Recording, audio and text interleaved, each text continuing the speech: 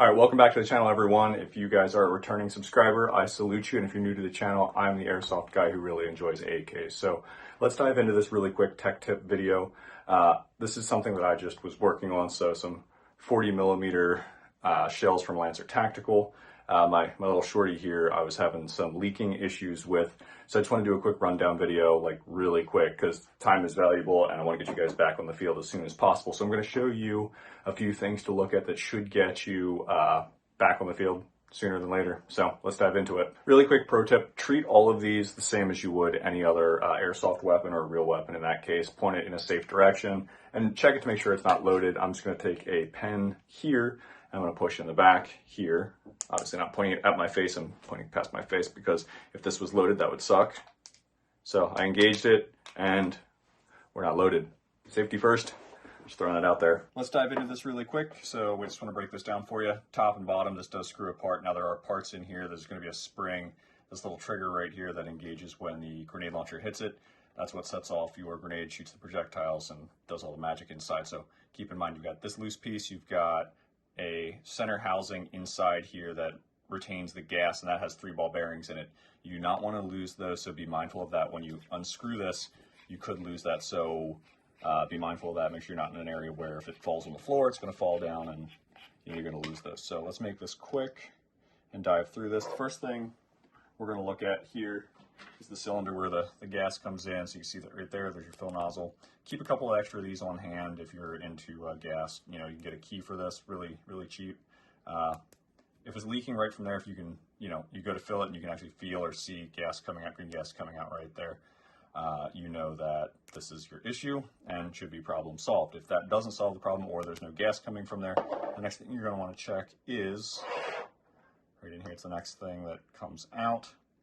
So this piece here sits like that, right there. And that's what does all the magic right there. You want to make sure that this O-ring's lubricated, and this one as well, but primarily this one here. And this was the issue on my other grenade. This was not lubricated, and it was getting stuck and kind of wedging in sideways when it was doing that. I didn't have this good lubricated action right there. So, no jokes in the comment section anyways. Okay, I know how some of you are. Right here, you can see a problem. This would present a problem down the road. When I put it back together, one of the ball bearings is missing, so good catch. And it's probably chilling down in here, so keep that in mind. So make sure everything's lubricated, make sure these O-rings are okay. These are going to cause your most problems. You're going to have some of these holes you'll have gas escaping from on your grenade. You'll know that, you know, one of the O-rings is not doing its job, so keep that in mind. We're going to use the pen and just kind of push the ball bearings back in place. Now I am using silicone lubricant to keep my ball bearings in place. So I put some of this on the housing all around the holes where the ball bearings are going to go to keep them from falling out. Spring, this is just a like return spring for your trigger. I want to be careful. So I just pushed it out right here. Here's the housing. This guy, little spring cup right there, so the spring sits down in that. You can't mess this up. It only goes one way when it's sitting in there. Do not lose these. I cannot emphasize that. A little bit of grease. I mean, you guys can end the video here. I mean, you now know everything to fix this bad boy. Like I said, I didn't want to waste too much time, so that's gonna do it. The only thing we'll do is reassemble this and then test it, make sure it holds gas, and we're in business. But if you're sticking around for the reassembly, we're just gonna take this guy and stick him back in his home. Throw a little bit more grease on there because I want that to just seal up properly, and it's perfect.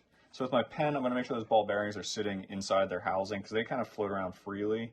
I just want to make sure that they're kind of flush on both sides in this housing before I do anything else. So we're going to leave that sit vertically. Check this guy, everything looks good.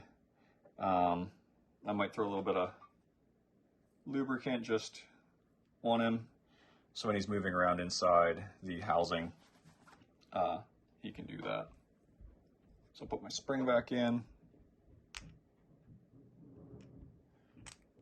And now with the spring in there, you can see it's chilling right here. everything's working perfectly.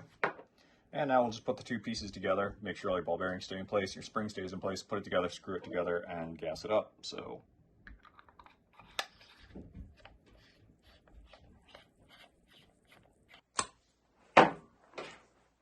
pen test, safe direction, it worked flawlessly. So there you go, check those things, you should be good to go. Yeah, these lancers seem to work okay for all intents and purposes. So there you go, both are working properly. So there you go. All right, you guys, stay safe, see you on the field.